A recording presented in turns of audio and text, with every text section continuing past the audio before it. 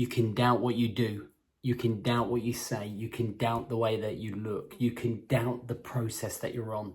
What is it about that little gremlin that's inside of our head, right, that triggers us so much to the point where we feel like we can't move forwards because of it? Self-doubt, for me, is this chink in the armor that's inside of our brain that stops us reaching our potential on the mission line that we're on. And the mission line is going from A to B. This is where I am. This is where I want to be. This is the mission. This is the process. And it's that self-doubt that costs us time, energy, anxiety, stress, frustration, and it feels like we're being handcuffed to a lamppost. For me personally, trying to deal with self-doubt is about asking two questions all the time. And I think I've mentioned this in some of the videos before. It's, what don't I have control of, and what don't I have clarity of?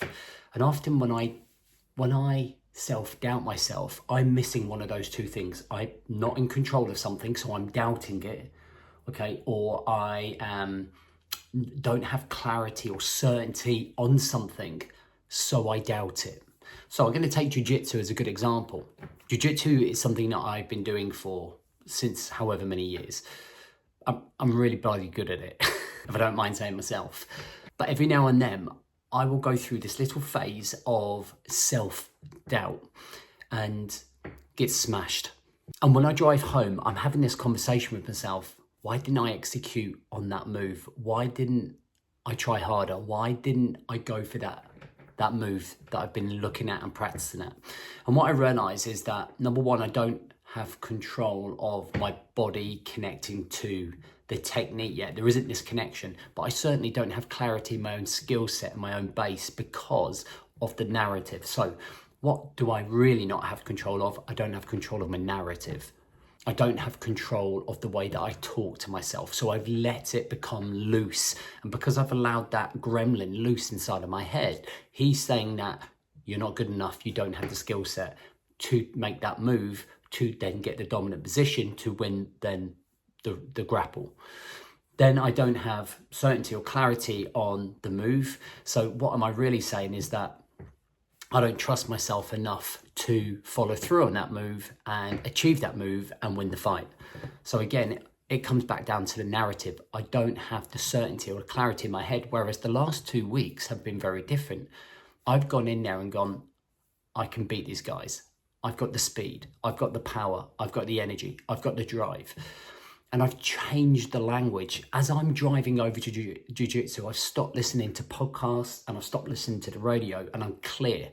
And all I do is talk to myself for the 12.5-minute journey that it takes for me to get from home to jiu-jitsu. And it changes the narrative. So when I walk through the front door, I'm not like, oh my God, I need to avoid that person. Oh, I'm gonna get smashed. I'm ready for fucking war. Let's go.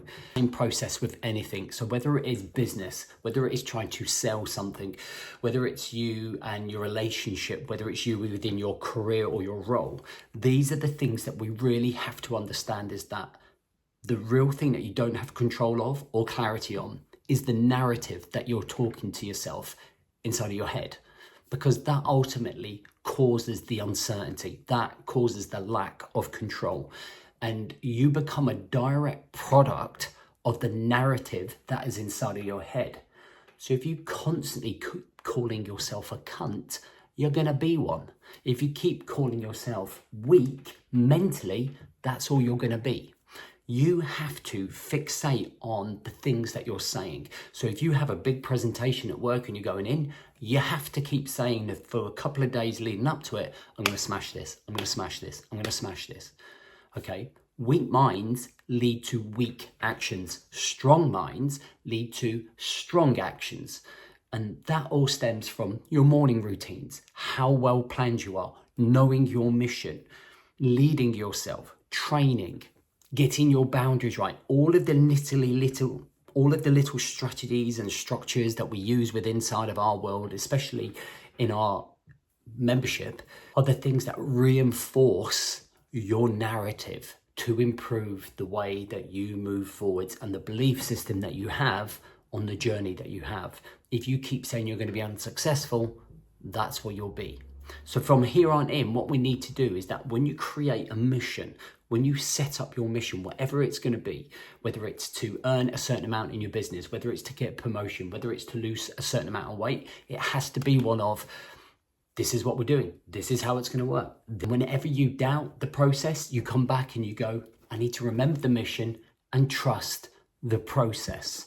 That is my biggest thing. This, for me, is the narrative that improves my belief system. I've got to trust the process. I've got to trust in myself. I've got to trust everything I've done so far. And I've got to keep showing up and I've got to keep getting better. But it will only stem from the voice inside of here. So stop being a fucking wiener and start believing in yourself.